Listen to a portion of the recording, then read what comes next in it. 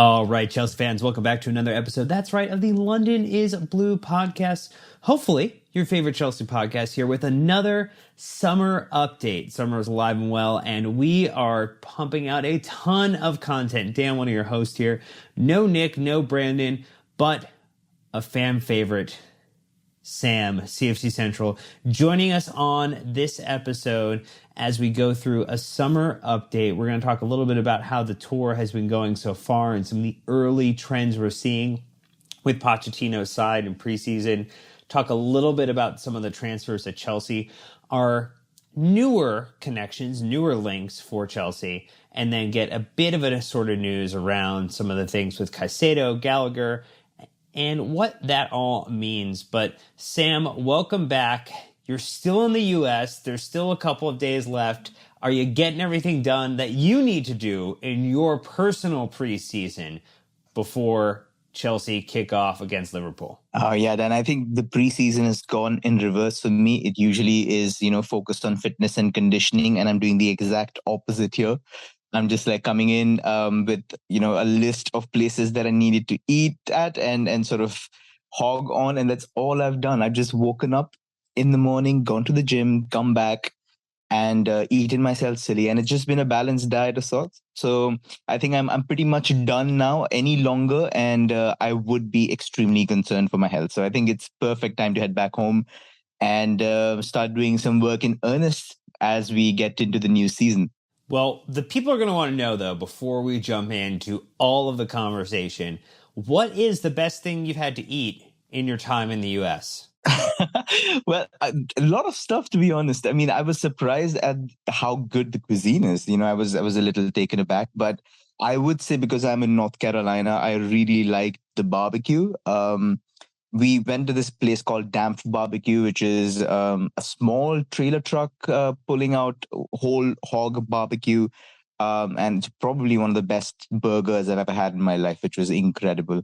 And I am half Hindu. We're not allowed to eat beef. But I understood why it is a sin when I took that first bite. Oh my gosh. Well, we know Nick probably tuned out the moment he heard you mention North Carolina barbecue getting a thumbs up or seal of your approval. But that's not going to let us stop from getting into thanking our wonderful listeners, some who maybe don't judge us for barbecue takes that are not Kansas City is the best. And look, we appreciate your support so much throughout the summer tour so far, coming to the events, being around, saying hello.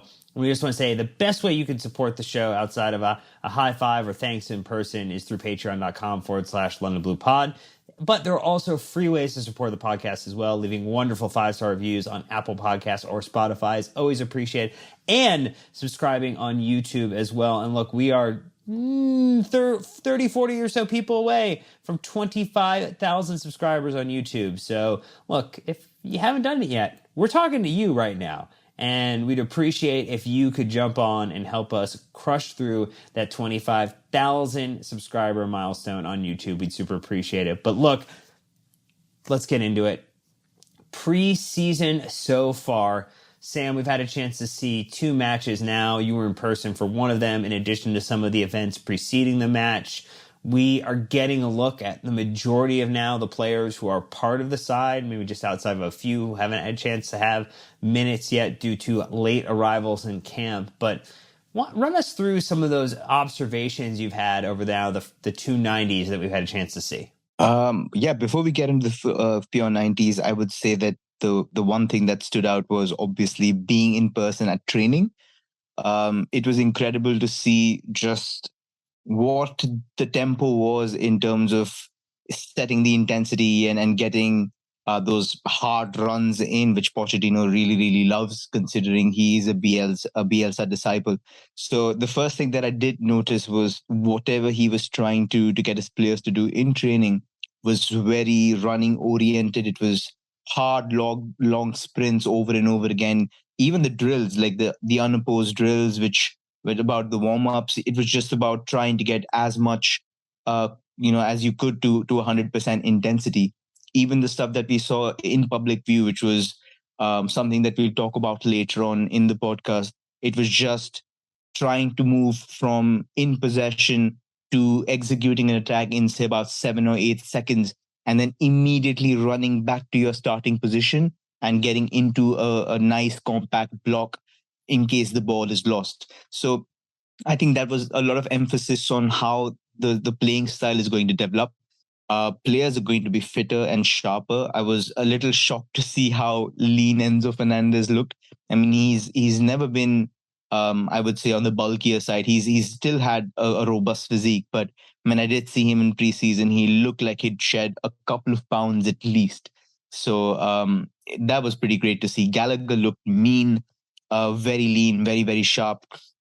Mudrik, I mean, watching him in training was quite a privilege.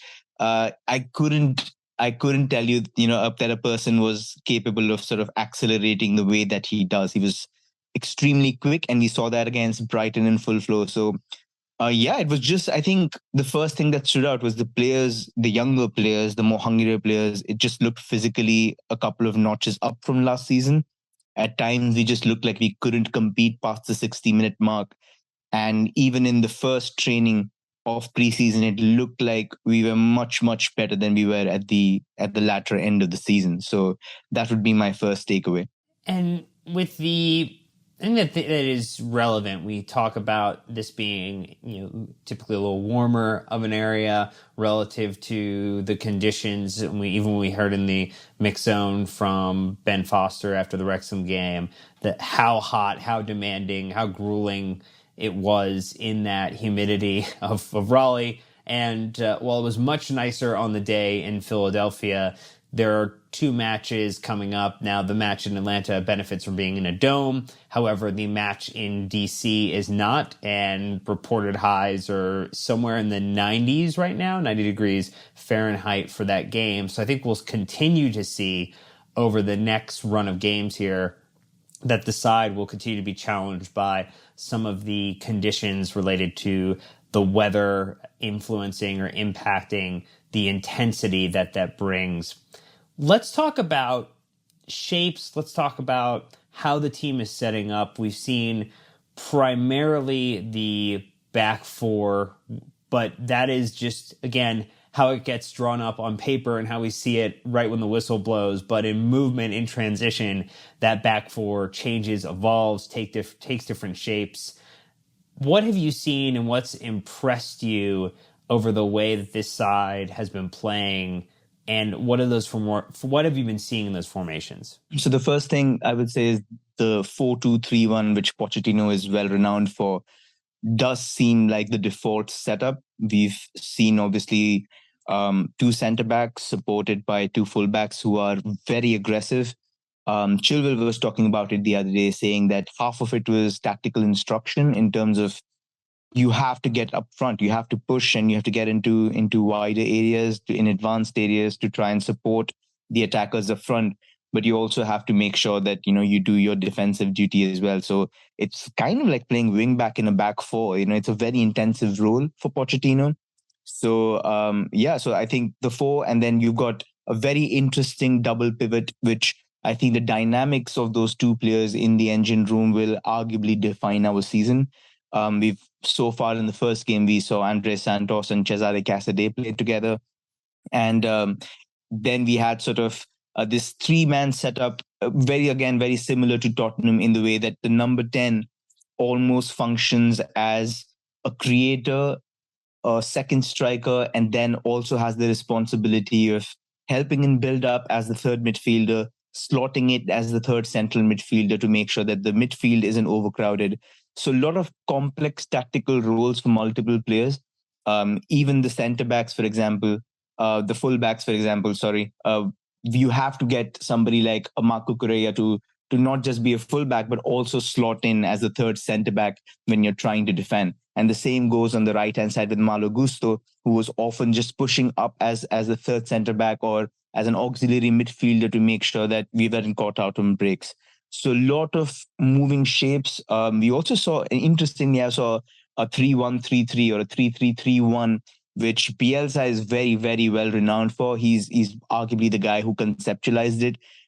Just getting a firm triple block of three players And like in the other iteration, you have a rest defense of 3+1, which also we saw in a 3-1-4-2. So that is the one thing that I also found to be pretty courageous, but also something that could backfire for Pochettino in the Premier League after his hiatus. We've seen a lot of sides be very conservative with the 3+2. Even Manchester City sort of slot in with five centre backs if you consider Rodri to be a centre back as well. So you've got five centre backs offering you the rest defense. We haven't seen a team go 3+1 in the Premier League consistently. So maybe that is something that we either learn to adapt against teams that sit back and want to play a more conservative game, but against more aggressive opponents, that could sort of be, harakiri. So you have to be a little careful.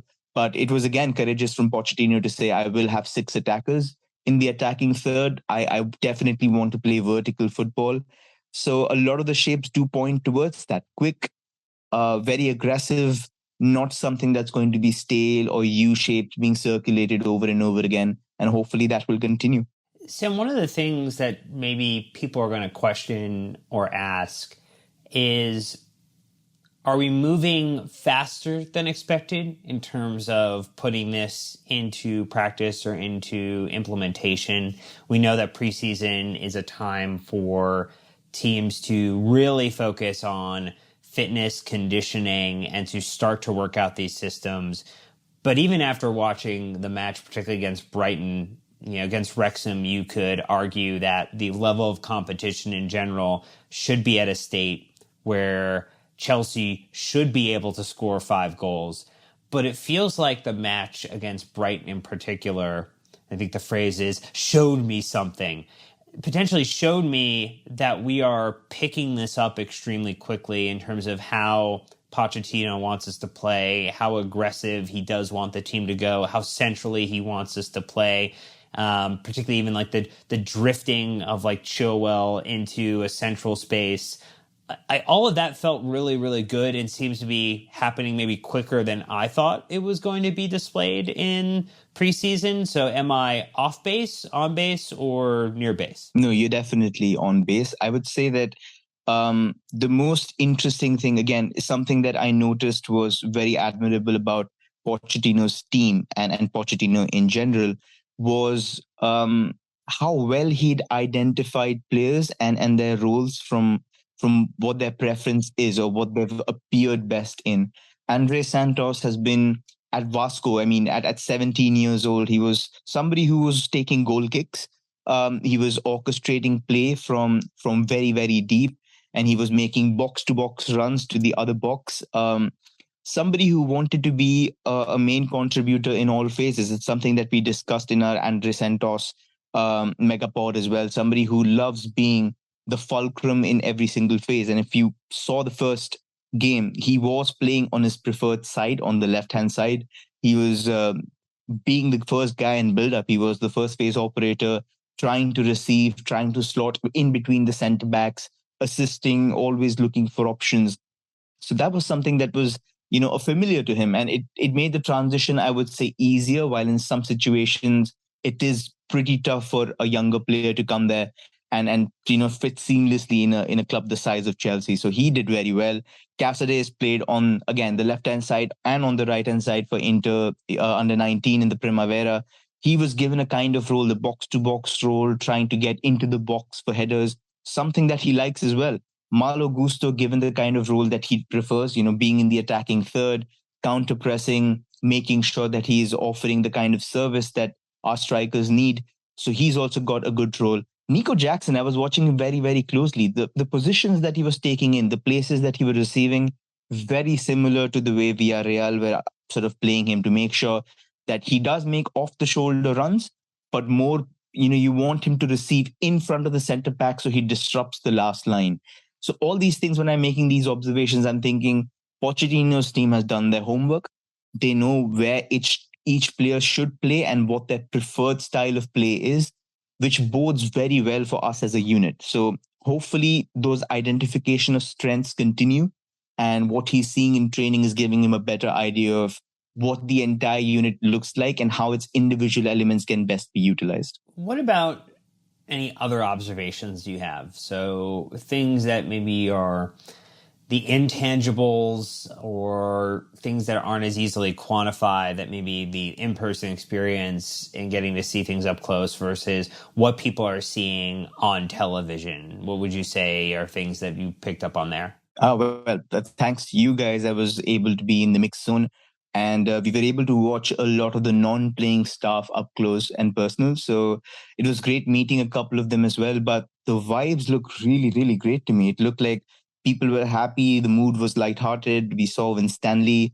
We saw Iqbali, Feliciano, all of these guys there talking to each other, having a laugh. We saw Mr. Daniel Finkelstein as well. I had the privilege of going and speaking to him for 5 minutes, but he seemed very happy with the result I and the don't way know. that My assessment is that it was more than 5 minutes. I'm just going to put that out there. I mean, he was absolutely incredible. He's a delightful person, and he's given me a lot more time than I should deserve. But he was kind enough to talk about how his feelings were, and it was incredible to see that everybody there was quite happy. The players looked good, obviously extremely exhausted because they finished quite late and they had to fly out on the same night. But other than that, it just looked like everybody was on the same page. The mood behind was very good. We saw some nice interactions in training between the owners and the players as well. There was the moment when Chilwell came off and got sort of like a half hug from Iqbali and a couple of kind words. We saw that with a couple of players and the owners. So it necessarily doesn't, imply that it's a bad thing that the owners want to get involved. They obviously feel like they have a personal stake in here, which is always great to see. So that was lovely to watch up close. They genuinely do care about the club, which is, I think, encouraging for all of us. That's a good point because there were concerns at the midway point and near the end of last season with some of the reports around the owners heading to the dressing room and being involved. I agree with your assessment that in general the mood was very lighthearted, particularly during the mixed zone conversations, a lot of smiles, thumbs up. Camaraderie felt really strong, both with owners and sporting directors and players, that there was a very healthy vibe. And I don't think ownership engagement necessarily is a bad thing. I think at this point, you want the owners to be heavily involved. You want them to be excited about the project because you're also asking, if you're a fan, you're asking the owners to sum up a ton of money to go out and sign additional players to reinforce the squad and to make the product better and to get Chelsea back to where we need to be. And if they're not engaged, if they're an owner who just happens to be writing a check or have no emotional attachment and connection to it, then that feels like you're asking for two things that do need some overlap and are not disconnected, in the sense that an engaged owner should be welcome to be involved and be around the side, but also to an extent that it's not inhibiting or interrupting operations. And I felt like that's exactly what we had a chance to observe, that it wasn't something nefarious, that it felt very genuine, very above board, and really it was the level of engagement you would want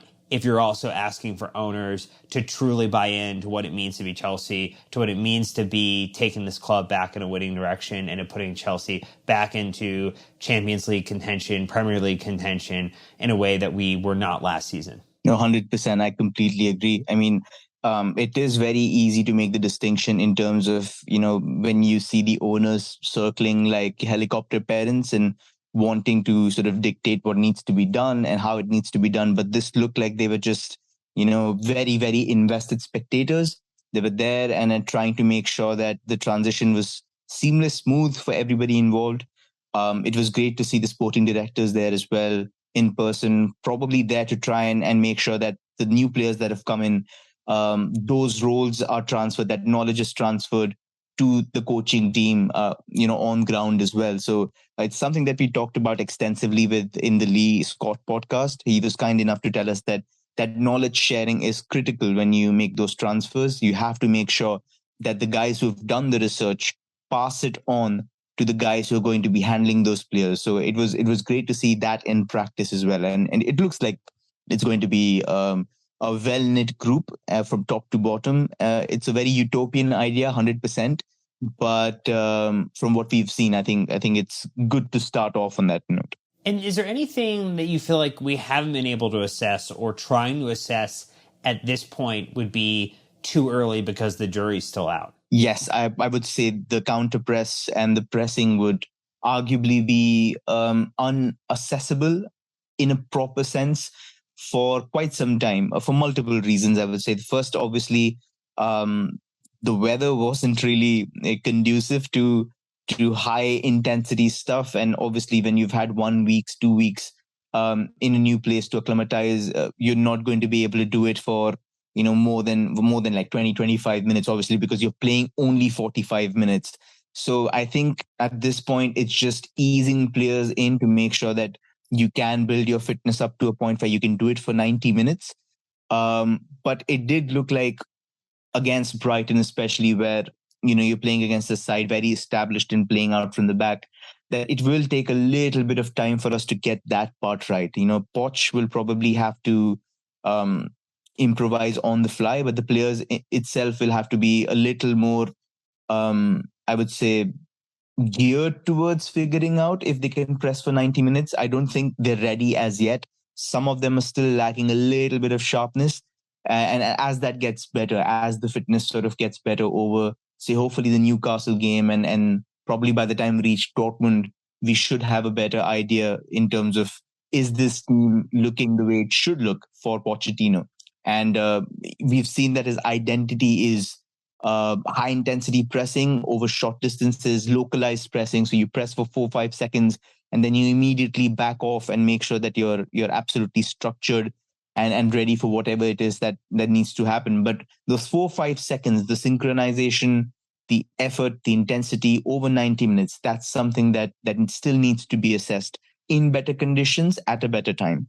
All right, we're going to take a very quick ad break, and when we get back, we're going to be talking about the links to some players that Chelsea may be going after, and a couple of updates about potential outgoings and maybe challenges with getting some deals across the line. So stay tuned, and we will be right back. All right, Sam. Well, it wouldn't be summer without a couple of curveballs being thrown at us. And we'd just like to say, if you'd like to get to spend some time with us in person before we talk about those curveballs from a transfer perspective, we are in Atlanta and we are in D.C. for both of the upcoming matches against Newcastle and Fulham. We'll be doing our live show on Tuesday, July 25th with the Atlanta and Georgia Blues. And then we will be doing our show on the Saturday, the upcoming Saturday, and with our friends at Beltway Blues on the 29th of July. So you can go to the podcast Twitter account and you can see information there. We'd love to see you out, love to have you join us. But Sam, there are players who are being thrown at Chelsea at the moment in terms of the new connections that we hadn't heard about before that are coming out of the woodwork. Who are a couple of those names that we're hearing about now? So the first name that came into consideration was Mohamed Kudus. We've actually been, from the looks of it, we've actually been watching him for quite some time, and not surprising considering that his stock's been just rising ever since, he started playing in Ajax, and there was a lot of interest last year as well, but injuries sort of dampened that interest, that big move. And now that we're losing critical players, we've lost Mason Mount, we've lost Kai Havertz, so a lot of AMs sort of went on their way. The first choice attacking midfielders were out. Conor Gallagher's future looks like it's going to be a major talking point in the next couple of weeks. So being linked to somebody like him, who's a very versatile player, I think is natural. I don't know how authentic the interest is, but if I think the report came from Jacob Steinberg and Nizar, a couple of guys who are reporting that it is true. But in a nutshell, I would say Kudus is, he's played at right wing, he's played at number 10, he's played as an 8, he's played as a centre forward. So very versatile player, but arguably somebody who's played most of his time for Ajax as a right winger, but looks much better in the center. So as probably a number 10. And what makes him a very good fit for Pochettino is that he's a very well-rounded attacker. So if you play him at a number 10, he's somebody that is able to give you some centre forward play because he's got experience there. He's got a very good shot off both feet. He's got a cracking left foot, but he's very good off his right foot as well. He's a pretty great dribbler. He's able to deceive people and get into positions that are advantageous. So he's able to offer you skills as a 10. He's able to offer you skills as a shadow striker, as a center forward, and obviously he's got the defensive intensity and he works very, very hard. So he's able to give you the kind of counter pressing, the pressing needs, the physical output off the ball, out of possession that Pochettino wants. And he's interestingly also somebody who's played as an 8. So he can also fall back as the third central midfielder if the need be. So it allows you to go from a 4-2-3-1 to a 4-3-3, which is what we've seen in the early days of Pochettino. And he sort of fits the brief, maybe a little more expensive than Gabri Vega, but somebody who's, I would say, a lot more promising than the former player. Um, scored 2 goals in the World Cup, and everybody who sat up and started watching, who this guy was against South Korea. But he's been at it for a long, long time. So I would say that he's coming in as a Conor Gallagher replacement. That is my read of the situation. I would say 35, 40 million bid arguably comes from one of Tottenham, West Ham, or any of the players that have been linked with him. But it does look like we are making contingency measures to make sure that we replace Mount, Gallagher, Havertz, and get a quality player in who's able to play at 10, but also cover right wing and center forward if need be. Yeah, it's interesting. This one came out with the Ornstein reporting that this is something that Chelsea, or a player that Chelsea were interested in, and it seemingly has ruffled feathers of Arsenal fans who felt like he was a perfect fit for what they're trying to accomplish as well. Don't get me started on how we think they will or won't integrate all of their players. I feel like we're also probably in a similar position where we're still trying to figure out who starts in what area or what position within our attack, particularly as people get healthy and get ready and fit for full contribution and maybe not just one half of football or another. This doesn't feel so far outside the realm of possibility. He definitely is someone from a radar perspective, the football radars being ones that showcase the player's ability to execute some certain skills per 90s, is very much a positive thing when you look at it overlap with some of the other names we had been linked with over the course of this window or even prior windows. So there's still a lot that potentially could happen with this transfer. It'd be interesting to see if we could get Ziyech going back the other way and potentially solve 2 problems with this type of transfer.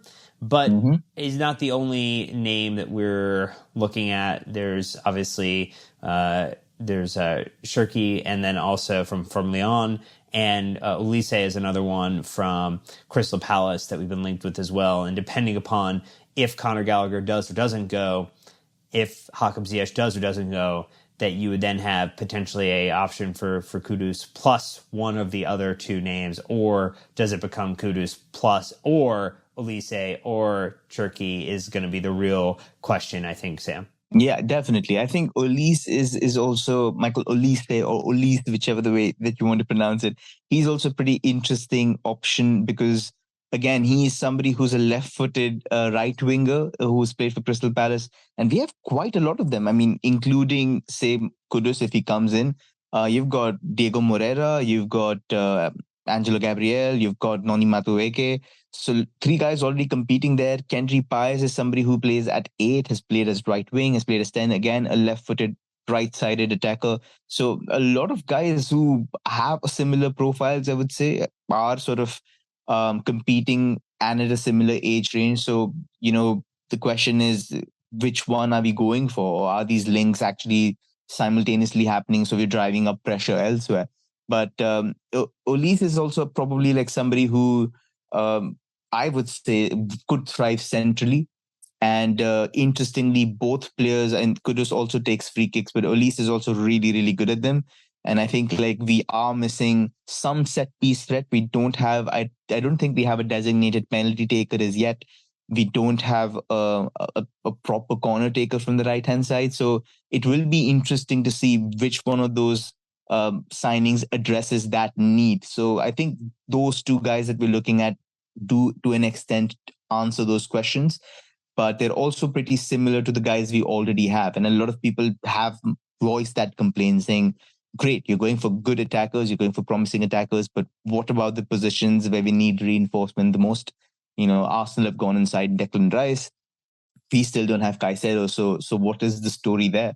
And of course, we don't have a goalkeeper. People are not happy with Kepa, and Pochettino's claim that he could be good enough to start at number one. So is that position being addressed? Like, who are we looking at? So I would say it's one of those two guys, 100%. We probably are looking for a more central player, which makes, in my read, Kudus probably a front runner. But depends on which deal happens.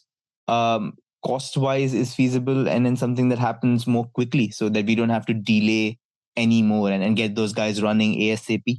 Now, switching gears, there's another name that's been linked as well, Sam, and that's Wahi as a center forward target for the club. Now, there's, I think, the considerations around the player. There's also personal situations that we would need to consider as well. He comes from Ligue 1, has had some strong-ish performances in terms of his goal and assist contributions. Why don't you run down him as a player, then we can also get into some of the outside of football elements that we would want to consider and make mention of too. No, I think this one I would classify as a Badia Shield signing. You arguably had somebody like Josco Guardiola available for 80 to 90 million, and the club said no. We have somebody who's been playing Ligue 1 football for quite some time, has accumulated experience in multiple positions, excels at certain aspects, still needs to polish others. So we will take a gamble on him instead of Guardiola. And that gamble looks to have paid off pretty well in the games that we've seen. So instead of spending 100 million plus on the likes of even Lautaro Martinez, Victor Osimhen, Randall Kolo Muani, you're looking at somebody who's at a club which is in some financial difficulty. He's been playing in a team which is substandard performance-wise, hasn't been really, really good. And he's been the guy getting them the goals. So he's been playing in a pretty poor side and producing the kind of output that he has. 3 seasons now in Ligue 1, and he's only 20 years old. He only turned 20 in January, so still very young. But the stuff that I've seen of him, we had this conversation, if you remember, a couple of months ago, and you asked me, like, who is this guy you're talking about? And I said, it is Elia Wahi, because you've got somebody who's a 2-footed striker, displays some excellent finishing. He's lightning quick. He's able to offer great transition play. He's able to do good stuff on the wings as well. He's not a prolific guy running the channels, but he can do that stuff. But you arguably want him in the box where he's able to offer first-time shots.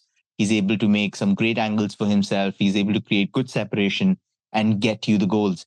And I think why we're looking at him is because in the current setup, in the current squad, we have a lot of players who can offer great stuff outside the box. You've got somebody like an Nkunku who can play as a 9, but probably is best when he's outside the box and linking up and running towards the box. And I would say the same of Nicholas Jackson. But we don't have anybody who's, offering the kind of finishing that Wahi does. And he excels at it. So if you're going for a poacher kind of center forward, somebody who's selfish, somebody who has like both eyes on goal, who's not necessarily obsessed with linking up, but more obsessed with trying to get you that goal by breaking his neck, then Wahi is a very good profile. Obviously, the second, the underside of it would be that if Armando Broja did not have his injury and we didn't have question marks over his fitness or his future, then I would have said it's a no-brainer to just let Pochettino work with Broja and then bring him up to scratch. But because there are question marks and we don't know how he's going to come back fitness-wise after the ACL, I think this is, again, a necessary contingency measure that we must make to make sure that we have at least a couple of center forwards. Nkunku, I would say, would arguably be best as number 10. His displays in preseason, albeit he looks a little short on fitness, he's not been too involved at 9. He's had good moments, but he's not been as involved as a Nicholas Jackson. So I would say you would either see Nicholas Jackson and Nkunku play together, and then you would want to have another 9. So Wahi does make sense for me. He's somebody that will offer contrasting skill sets and will offer different solutions in terms of how you want to play the side. So overall, a good chance, a good asset to make, and the purported price is about 27-30 million, which is 1/3 of what you would pay for a top striker who's in his peak years. So why not take that chance? Yeah, one of the things, and maybe this is a minor content warning just around, violence, and then also kind of maybe some more, sexually explicit content in terms of the description of an action. So just if you're listening with anyone who is maybe under the age, please just can we keep this in mind for the few coming seconds where we're going to be talking about the unfortunate part of Wahi's background. And there are two things, Sam, that I think we need to just bring up so that people who are not aware of the player maybe could have more information on. If we kind of talk about in October of 2021, there was a 22-year-old woman who filed a legal complaint against Wahi for violence that resulted in her being incapable to work. Her claim was that he had punched her in the nose during an evening out at a nightclub. And it was somewhere in the night of the 12th or the 13th of September of that year.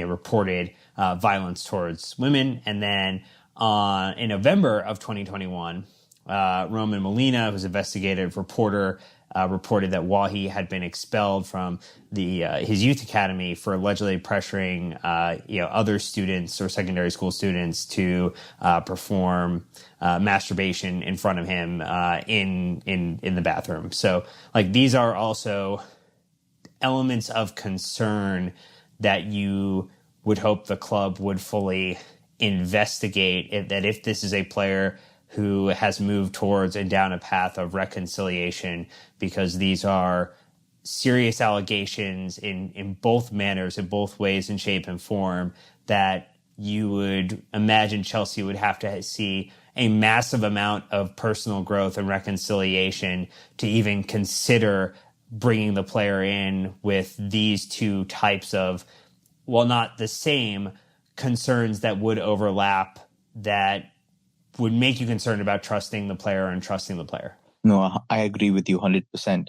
I think a lot of us listening in would arguably be, very considerate of the claims that have been done. So, mistakes happen, but we should not condone these acts at all. We should be absolutely doing every bit of due diligence to investigate what happened.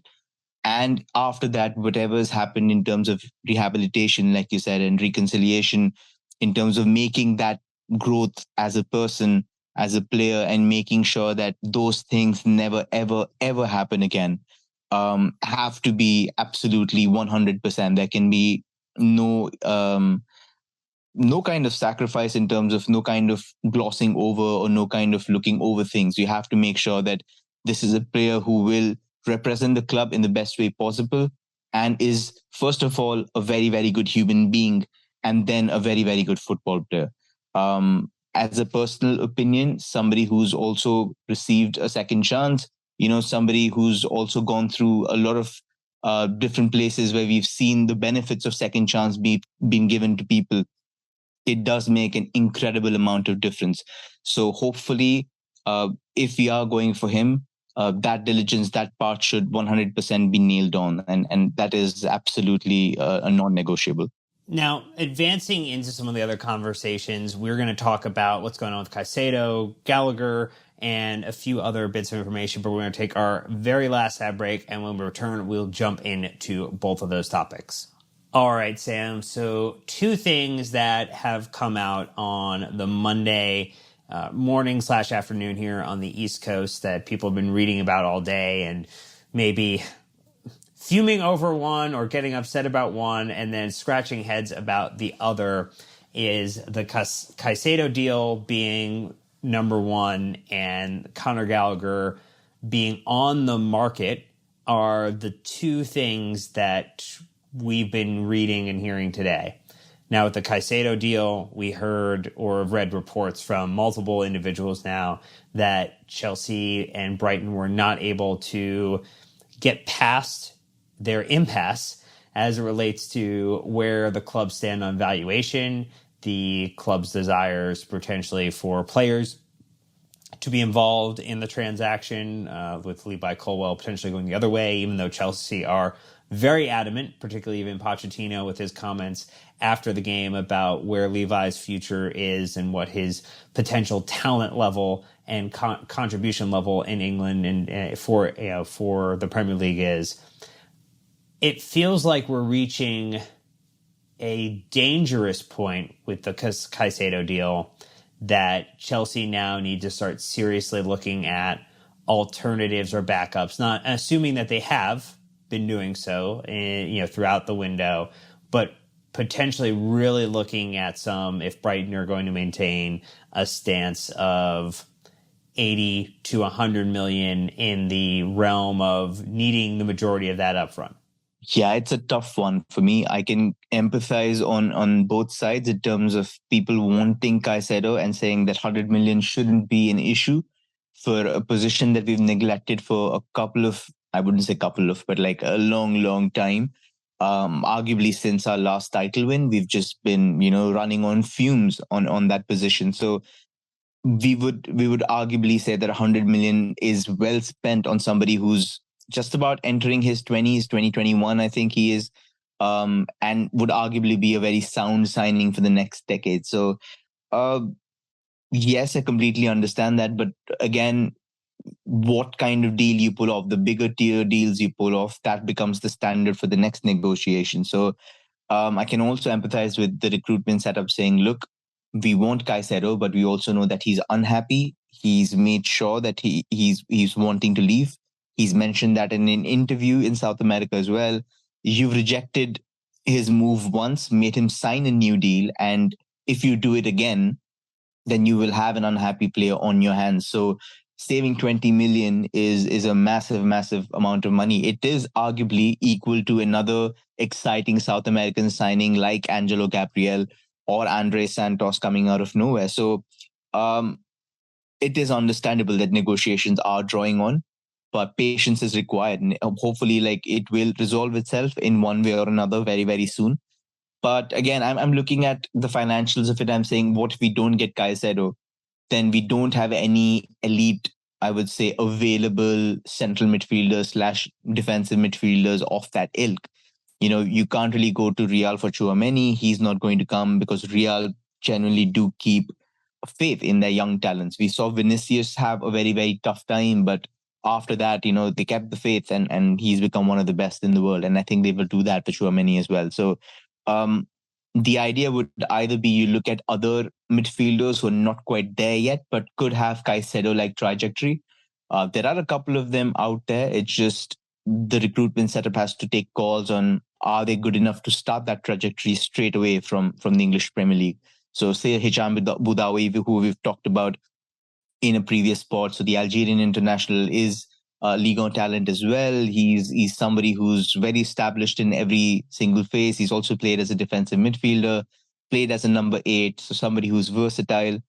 And you've also got the likes of, say, Amadou Onana, who's a little bit raw, but in terms of his output, in terms of his skill set that is required, he could arguably be a very, very good addition. And he even brings a certain level of aerial threat that we will lack in attack, considering we don't have people who are very established in aerial duels. So he will bring that as well with him.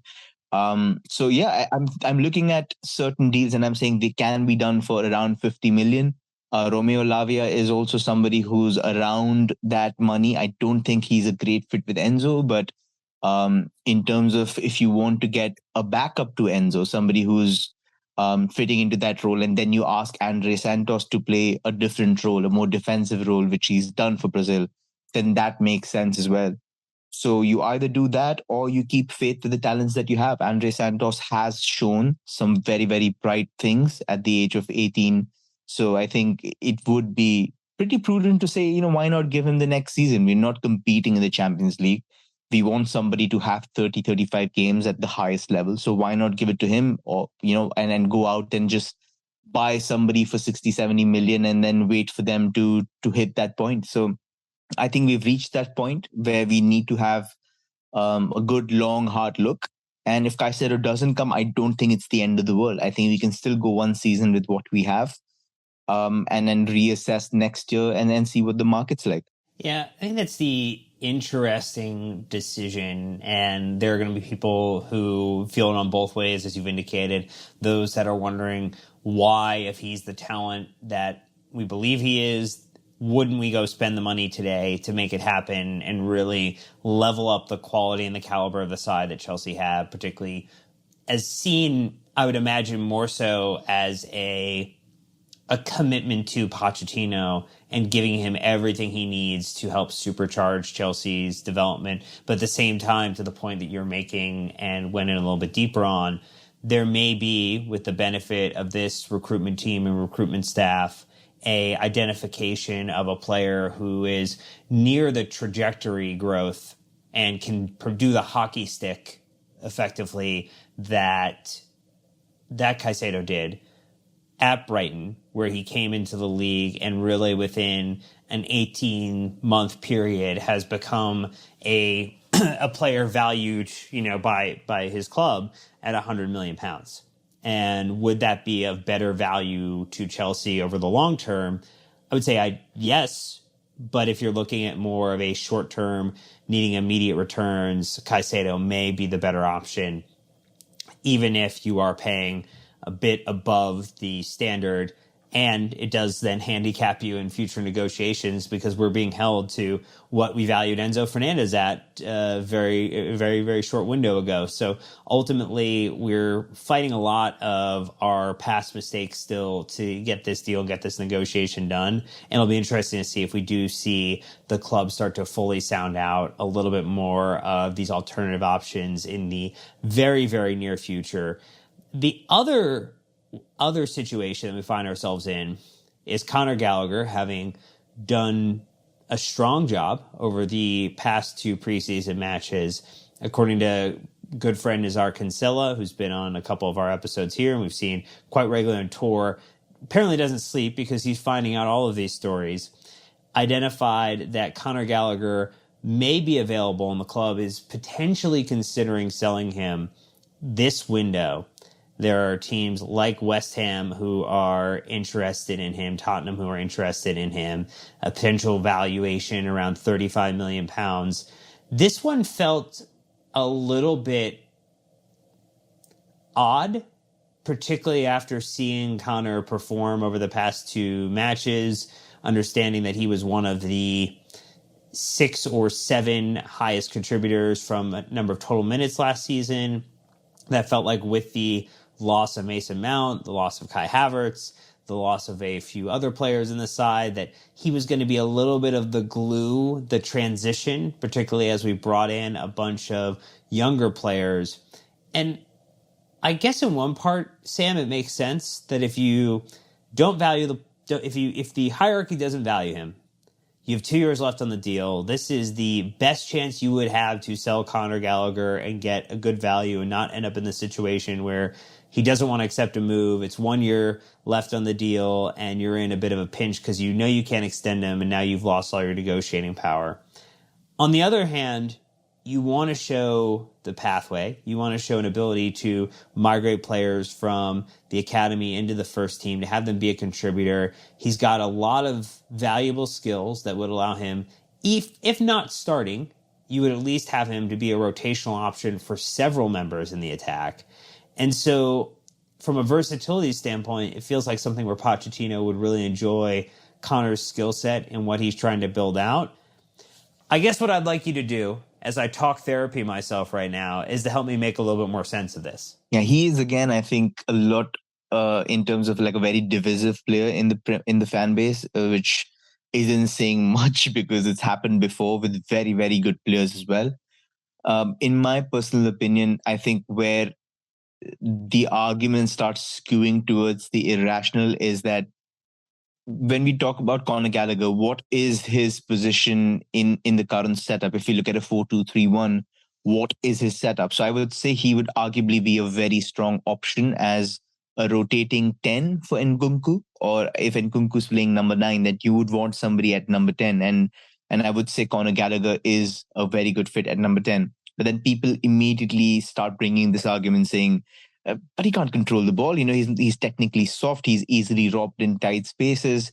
A little bit of an exaggeration, but there is some truth there. I would say, he does struggle in terms of he doesn't shift the ball as quickly or smoothly as a lot of established tens do. So a lot of people do tend to bring up that, saying that he doesn't look like a 10. But why is the definition of 10 is somebody who's elegant, smooth, and able to do just the neat flicks and tricks and try to bring creative element at the number 10 role? Arguably speaking, I would say that Pochettino's 10 is more of a functional attacking midfielder who's able to offer more out of possession than in possession. Dele Alli, for example, who played as a number 10, he wasn't pulling out, fancy assists every single week. He was just running beyond the last line. He was there for headers. He was helping press. He was able to offer that kind of intensity, win the ball back, and make Tottenham a better pressing unit, which is what Conor Gallagher does. You don't have to look at a number 10 as, just the offensive part of it. You have to look at somebody who, for 88 minutes, for the 2 minutes that you don't have the ball, is giving it his all in terms of making the press better, in terms of running around, in terms of closing angles, in terms of making sure that the first 5 players win the ball back in positions that are very good for everybody else. And which is what I think makes Gallagher very, very good. But then you look at the other side of the argument. We've seen Conor Gallagher play at double pivot, which is arguably his weakest skill set. You could argue that he's being played there because you don't have any central midfielders at all. But again, he's somebody who's played in that role for West Brom when he was on loan, playing a more reserved box-to-box midfield role where he would do his defensive job in front of the back four, and then he would charge forward and make those kind of runs. But again, that means leaving a lot of distance between you and your midfield partner. So it's not arguably his strongest suit. He struggles when he's the first phase operator. He's not really good at build-up. He doesn't have press evasion. He's not able to get that awareness of taking touches into the right spaces.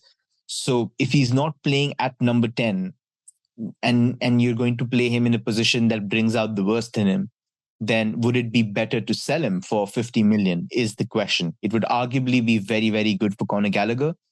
But we have to remember that this guy, a year and a half, 2 years ago, scored 8 goals and 4 assists from a number 8 position for Crystal Palace. So he genuinely did a very good job in a preferred role. So is it our responsibility to give him that position, that platform, or do we just think that because he doesn't fit, it's just best to cash on?